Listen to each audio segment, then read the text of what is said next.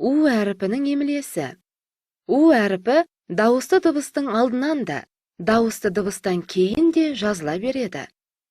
Қуаныш сөзінде У әріпі А дауысты дыбыстың алдында келіп тұр. Сол сияқты ауыл, уәде, уақыт сөздерінде де У әріпі А дауысты дыбыстардың алдында келіп, ешбір өзгеріссіз қалай естілсе, солай жазылады. Сау, дауыл, сәукеле, дәуір, таңдау, жауын, қауын, қоңырау, сауын, сауыт сөздерінде У әріпі дауысты дыбыстардан кейін келіп тұр.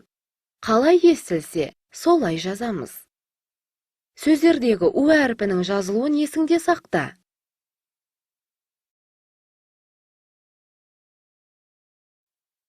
Дауыссыз дыбыстан кейін келген У әріпі. Дауыссыз дыбыстан кейін келген У әріпі дауысты болады.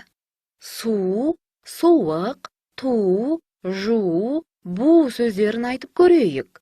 Дауыссыз С, Т, Ж, Б дыбыстарынан кейін келген У дыбысы дауысты болады. Енді осы сөздерге қосымша жалғап көрейік. Суды, сусыз, сулы. Туды, туға, тудан. Жуды, жуған, жуса. Буға, буды, будан. Дауыссыз дыбыстан кейін У дыбысы құлағымызға жуан естіледі. Ендеше, осы сөздерде У дыбысы дауысты жуан болады. Кебу, себу, көну, көру сөздерін буынға бөліп айтайық. Кебу, себу, көну, көру. Бұл сөздердегі бірінші буын жіңішке дауысты дыбыстан құралғандықтан, бу, ну, ру буындарындағы У дыбысы да дауысты жіңішке болады. Сонымен, дауыссыз дыбыстан кейін келген У дыбысы бірде дауысты жуан болса, бірде дауысты жіңішке болады.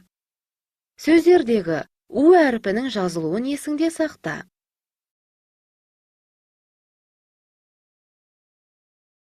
Дауыссыз дыбыстан кейін келген У-дің алдында Ү, О дыбыстары естілгенмен, жазылғанда олардың орнына У-дің өзі ғана жазылуы. Дауыссыз дыбыстан кейін келген У-дің алдында Ү, О дыбыстары естілгенмен, жазылғанда олардың орнына У-дің өзі ғана жазылады. Мысалы, бу, ту, қу, су, жүру, ұшу, сурет, гүл.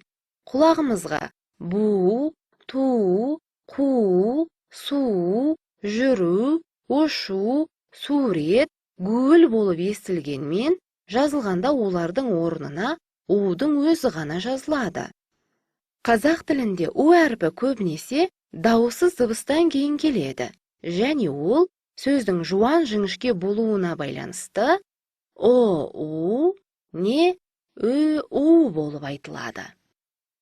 Жазылуы: жу, келу, тасу, желпу. Айтылуы: жуу, келу, тасу, желпу.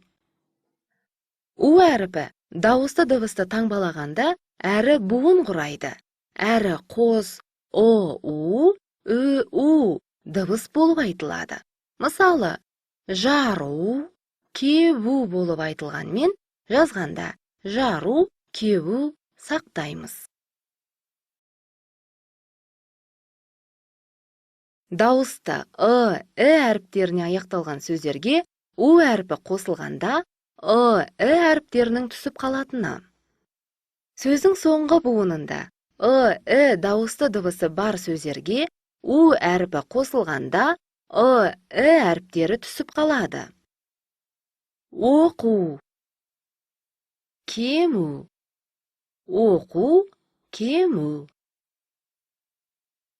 Сөздің соңғы буынында дауысты дыбыстары бар сөздерге у әріпі қосылғанда і әріптері естілгенімен жазылмайды. Мысалы, жылы, торы, бекі сөздеріне у әріпін қосып айтайық. Жылу, тоқу, беку деп айтқанымызбен, жылу, тоқу, беку деп жазамыз. Дыбыстары түсіп қалады. Қауіп қатері жоқ деме, малту керек үйрекке деген өлең жолдарында малту сөзі құлағымызға естілгенмен малту деп жазамыз.